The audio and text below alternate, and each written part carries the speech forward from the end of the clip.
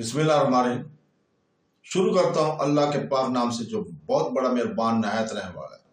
दोस्तों, बहनों, भाई, बुजुर्गों, अस्सलाम वालेकुम वरहमतुल्लाहि वबरकातुहू। तारीख इस्लाम में महमूद गजनवी, सुल्तान महमूद गजनवी से शहंशाह अकबर मुगल आजम तक की दास्तानें हम जारी रखे हुए हैं। आज उसकी 49 नंबर किस्त में हम आपको खुशामदीद कहते हैं। दोस्तों, बहनों, भाइयों, बुजुर्गों, कल हम बयान कर रहे थे तीर अंदाजी और तेख जनी के मुकाबले का। तो दोस्तों, तेख जनी और इस मुकाबले में एक राजकुमारी और एक ऐबा लड़का जो यंग था वो मुकाबले कर पड़ते। और राजकुमारी ने कहा कि चलो यूं ही सही, वैसे एक बात है, तेख जनी के मुकाबले के साथ साथ ये मुझे तीर अंदाजी के मुकाबले की भी दावत दे चुका है। सॉरी, इसके साथ तीर अंदाजी का मुकाबला भी खूब रहेगा। ऐसा कहते कहते कुमार देवी को रुक जाना पड़ा, इसलिए कि इसी लम्हे उच्च के राजा का सिपहसालार बालक राम तकरीबन भागता हुआ मैदान में उतरा था। वो इस अपने हाथों में एक खुद ढाल, जोशन और कंधों पर चढ़ाए जाने वाले आईनी खोल उठाए हुए था। करीब आकर वो रुका, फिर भीमदेव के सिपहसालार को मुखातिब करके कहने लगा, मेरे ख्याल में मुकाबला शुरू होने में ताखीर हो रही है।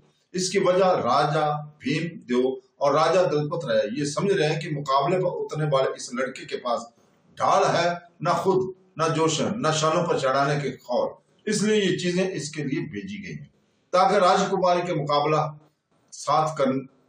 कर सके। दोनों राजा कह रहे थे कि शायद मुकाबले पर उतरने वाला कोई मुफलस नौजवान है, मुकाबले में हिस्सा लेकर शायद अपने मुकद्दर को आजमाना चाहता है।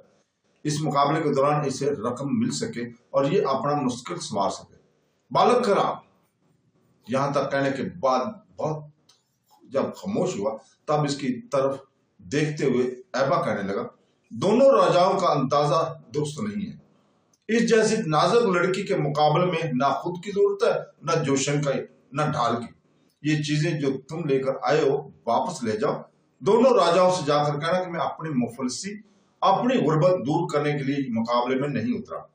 कसम मुझे जवानी की तरफ भागते हुए अपने बचपने की, आज के मुकाबले में तेख जनी के अलावा तीर अंदाजी में भी अगर इस राजकुमारी को जेर ना कर दूं तो अपना नाम ऐबा ना रहने दूंगा। वापस जाकर दोनों राजाओं से यह भी कहना कि मुकाबला शुरू करने में जो ताखीर हो रही है वो मेरी वजह से नहीं, बल्कि वो तुम लोगों की वजह से है। ये जो मुकाबला करने का सामान तुम लेकर आए हो वापस ले जाओ, और इन सब चीजों के बगैर मैं इस राजकुमारी से मुकाबला करूंगा। और फिर देखो फतह किस समत की रफ करती है, शिकस्त किसके गले का हार बनती है। ऐबा की ये गुफ्तगू सुनकर उच्च के राजा का सिपहसालार बालक राम थंग सा रह गया। ऐबा को मुखातिब करके कहने लगा, अजनबी लड़के, मैं नहीं जानता तू कौन है, कहां से आया, तेख जनी में कैसा है, तीर अंदाज कैसी रखता है, लेकिन तू जिस जुर्रतमंदी का इज़हार कर रहा है मेरे अजीज, ये तेरे लिए खतरनाक भी साबित हो सकती है। तुझे शिकस्त का दाग भी लग सकता है। इस बड़े पंडाल में तो औरों की निगाहों में गिर भी सकता है। इस मौका पर ऐबा की छत तंगी कहने लगा, इज्जत और जिल्लत मेरे अल्लाह के हाथ में है, वो जिसको चाहता है देता है, बंदा बंदे के लिए क्या करेगा। तुम वापस जाओ, दोनों राजाओं से जाकर कहना मैं इन चीजों की जरूरत महसूस नहीं करता। इसके साथ ही बालक राम वहां से चला गया था। इसके जाने के बाद भीमदेव का सिपहसालार रैबा की तरफ देखते हुए कहने लगा, तुमने अपना नाम ऐबा बताया है। सुनो ऐबा, मुकाबले के लिए तैयार हो। मैं जूं ही अपना हाथ फजा में बुलंद करूंगा, तुम दोनों मुकाबला शुरू कर देना। ये एहतियात रहे कि मुकाबले के दौरान किसी को जानबूझकर जख्मी नहीं करना। सिपहसालार जब खामोश हुआ तब ऐबा मुस्कुराते हुए कहने लगा, तुम मुकाबला तो शुरू कराओ, फिर देखते हैं शिकस्त का गिदड़ किसके खाने में दाखिल होता है। इसके साथ ही भीमदेव का सिपहसालार पीछे हटकर खड़ा हो गया। कमार देवी और ऐबा बड़े गौर से इसकी तरफ देखने लगे थे। फिर जूं ही इसने अपना हाथ बुलंद फजा में किया, राजकुमारी और ऐबा एक दूसरे पर मामला आवर होने के लिए बड़े गौर से एक दूसरे की तरफ देखने लगे थे। इस मौके पर राजकुमारी ने ऐबा को मुखातब किया, अब जबकि मेरा और तेरा मुकाबला शुरू हो चुका है, तू बहुत जल्द तू अपनी ढाल और खुद की जरूरत महसूस करेगा।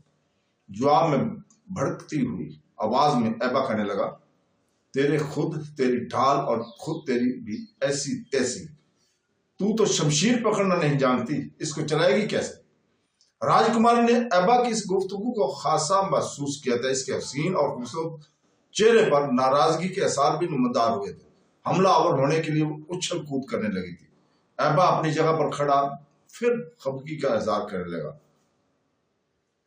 इसका तरह खेल तमाशा करती रहोगी? उसने कहा कि इस तरह खेल तमाशा करती रहोगी या मुकाबले की इब्तिदा भी करोगी? मैं तुम्हें पहले वार करने का मौका देता हूं, इसके बाद शायद तुम्हें जी खोलकर मुझ पर वार करने का मौका ना मिले। उछल कूद करते हुए राजकुमारी करीब आई और इंतहाई गजननाक आवाज में ऐबा को मुखातब करके कहने लगी, ऐबा तेरी ऐसी तैसी अभी थोड़ी देर तक पता चल जाएगा कि तू कितनी देर मेरे सामने ठहर सकता है। इसके साथ ही अचानक उछल कूद इसने बंद की। अपने एक पांव पर इसने चक्कर लगाया, फिर बड़े मशकाना अंदाज में इसने ऐबा पर अपनी तलवार का वार किया था। ऐबा ने कमाल जुर्दमंदी, कमाल महारत के साथ इसका वार अपनी तलवार पर रोका। इस मौके पर जब कमार देवी ने इसे अपनी ढाल मारना चाहिए तो हाथ बढ़ाकर ऐबा ने ढाल पकड़ ली। फिर ऐबा आंधी और तूफान की शक्ल इख्तियार कर गया था। अचानक इसका एक पांव जमीन से उठा और इस जोर का पांव इसने कमार देवी के बगल में मारा था कि राजकुमारी हवा में उछलती दूर जा गिरी थी। तलवार इसके हाथ में रही थी। ढाल पर चौंके ऐबा की गिरफ्त थी, लिहाजा ढाल ऐबा के पास चली गई थी। अब वो इस तरह पलटी खाकर गिरी थी कि इसके सर से खुद उतर गया था और इसके खूबसूरत लंबे बाल बिखर कर रह गए थे। ऐबा की इस महारत, ऐबा की इस जुर्रतमंदी और छोटा लड़का होने के बावजूद इसके इस तरह ताकत के इजहार में दोनों राजा ही नहीं, इनके सलार भी दंग रह गए थे। इर्द गिर्द बैठे लोग हैरतजार होकर ऐबा की तरफ देख रहे थे। खुद उठा लिया था, फिर गुस्सा का इजहार करते हुए वो खुद इसे राजकुमारी के पांव के करीब दे मारा। कहने लगा, पहले अपने सर पर खुद पहनो, फिर मुकाबले की इब्तिदा करो। इस मौका पर राजकुमारी कमार देवी भी कुछ परेशान और फिक्रमंद सी न रही थी। डरी डरी सहमी सहमी सी थी। अजीब से अंदाज में ऐबा की तरफ देख रही थी कि शायद कहीं वो अचानक आगे बढ़कर हमला आवर ना हो जाए। झुककर इसने अपना खुद उठाया, सर पर रख लिया। फिर ऐबा ने हाथ में पकड़ी हुई ढाल इसके सामने फेंक दी। कहने लगा, इससे भी सवाल होता कि फिर मुकाबले की इब्तिदा करें। राजकुमारी कमार देवी ने झुककर अपनी ढाल उठा ली। जो ही इसने ढाल उठाई, जस्त लगाने के अंदाज में ऐबा आगे बढ़ा था। राजकुमारी मुस्तैद हो गई थी। ऐबा ने इस पर हमला कर दिया था और अब ऐबा बड़े त्वत्तर और बड़ी तेजी के साथ इस पर वार करने लगा था। राजकुमारी कमार देवी परेशान हो रही थी। इसकी तलवार कभी वो ढाल कभी तलवार पर रोकती थी, पीछे हटती जा रही थी। जवाबी कार्रवाई करने का ऐबा इसे मौका ही नहीं दे रहा था। इस तरह ऐबा के सामने राजकुमारी बिल्कुल दफा तक महदूद होकर रह गई थी। कमार देवी ने कुछ देर तक अपनी ढाल तलवार को इस्तेमाल करते हुए ऐबा के सामने दफा से निकलकर जारजियत पर उतरना चाहा, लेकिन इसे कथित तौर पर मायूसी हुई, इसलिए कि ऐबा के हमले ऐसे तेज और ऐसे फुर्तीले थे कि कमार देवी को बड़ी मुश्किल से अपना दफा तक महदूद रहना पड़ता था। इस तरह कुछ देर तक ऐबा कमार देवी को अपने आगे उल्टे पांव भगा रहा था। फिर अचानक एक तब्दीली रोनमा आई। इसने अपने हमलों में और ज्यादा तेजी पैदा करते हुए कमार देवी को पहले की निस्बत तेजी से पीछे हटने पर मजबूर किया। फिर जूं ही एक मौके पर कमार देवी ने ऐबा की तलवार के वार को अपनी तलवार पर रोका। ऐबा का पांव हरकत में आया। एक जबरदस्त ठोकर इसने कमार देवी की नाजुक हाथ पर मार दी थी, जिससे कमार देवी की तलवार इसके हाथ से छूटकर फजाओं में उड़ती हुई दूर जा गई थी। कमार देवी अपनी परेशान और फिक्रमंद ही थी कि ऐबा का पांव फिर उठा। अब पांव की ठोकर दूसरे हाथ पर लगी और कमार देवी की ढाल भी इसके हाथ से छूटकर दूर जा गिरी थी। कमार देवी हैरान और परेशान अपनी जगह पर फिक्रमंद खड़ी थी कि ऐबा आगे बढ़ा और इसके सर से खुद उतार कर दूर फेंक दिया। इसका बाजू पकड़ा, इसके पिता के सिपा सलार की तरफ ले जाते हुए कहने लगा, तुम मैदान में मुकाबला करने के लिए नहीं पैदा हुई, तू एक नाज़िल लड़की है, बचपने से गुजर रही है। जा जाके अपने राजमहल में बैठ अपनी जवानी के आने का इंतजार कर और इसके बाद किसी का घर आबाद कर लेना। ऐबा के इन अल्फाज से कुमार देवी ने खा जाने वाले अंदाज से इसकी तरफ देखा। फिर कहने लगी, तूने मेरा बाजू पकड़ के पाप किया है। मेरा बाजू वो पकड़ेगा जो तीर अंदाजी में मुझे हराएगा। ये जो तूने मेरे शरीर को हाथ लगाया, इसकी तुझे सजा जरूर मिलेगी। कमार देवी जब खामोश हुई तब ऐबा ने इसका हाथ छोड़ दिया। फिर इसे मुखातिब कर कहने लगा, तीर अंदाजी का मुकाबला भी देख ले, वहां भी मैं ही तेरे मुकाबल हूंगा, और मेरे अलावा अब कोई तुझसे जीतेगा और ना ही तेरे शरीर को हाथ लगाएगा। तीर अंदाजी का मुकाबला शुरू कराकर तू देख ले। इसके बाद ऐबा ने राज भीमदेव के सिपह सलार की तरफ देखा और कहने लगा, तू मुकाबले का मुनसफ है, बता क्या मैं जीत चुका हूं? इसने आगे बढ़कर ऐबा की पीठ थपथपाई और कहने लगा, इसमें पूछने की कौन सी बात, तू मुकाबला यकीनन जीत चुका है, लेकिन तूने चौके तीर अंदाजी में भी राजकुमारी को दावत दी है, लिहाजा अब तीर अंदाजी के मुकाबले का एहतमाम किया जाएगा।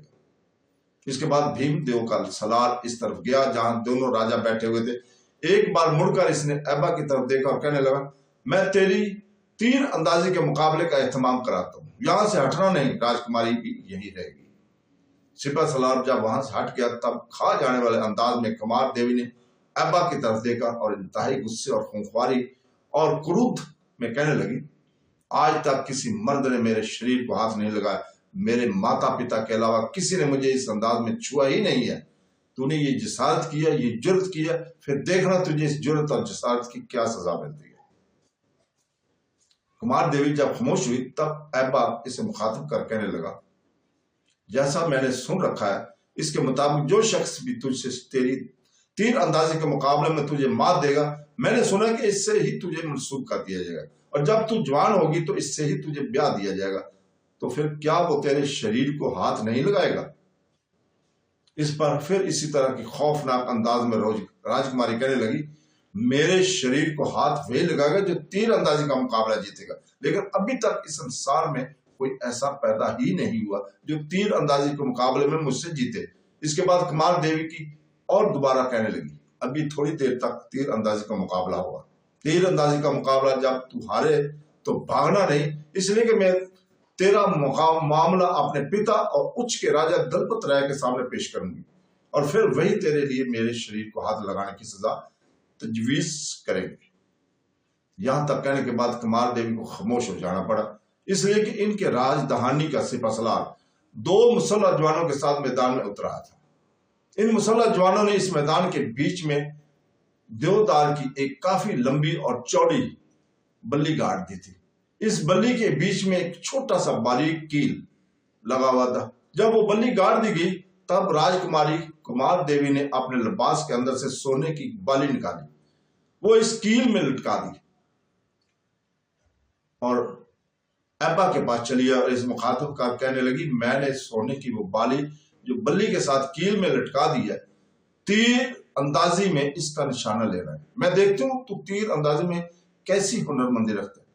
ऐबा ने घूरने के अंदाज में कुमार देवी की तरफ देखा, अपनी छाती तानते हुए कहने लगा, राजकुमारी वैसे ही हुनरमंदी जैसी मैंने इससे पहले तेख जनी में साबित कर चुका हूं, जरा बल्ली के साथ लटकती हुई अपनी इस बाली पर तीर तो चलाओ। जिन मुसल्लह जवानों ने लकड़ी की वो बल्ली गाड़ी थी, उन्होंने अंदाजन 6-7 गज के फासले पर एक लकीर खींच ली थी। इसके बाद वो वहां से निकल गया। लकीर की तरफ इशारा करते हुए भीमदेव का सलार कहने लगा, इसी लकीर पर खड़े होकर बलि से लटकती बाली को निशाना बनाया जाएगा। साथ ही इसने इन कमानों और तीरों की तरफ इशारा किए जो मुसल्लह जवान वहां रख गए थे। फिर इन दोनों को मुखातिब कर कहने लगा, अब कमान और तीर उठा लो। ऐबा और कुमार देवी दोनों ने आगे बढ़कर कमाने और तीर उठा लिए।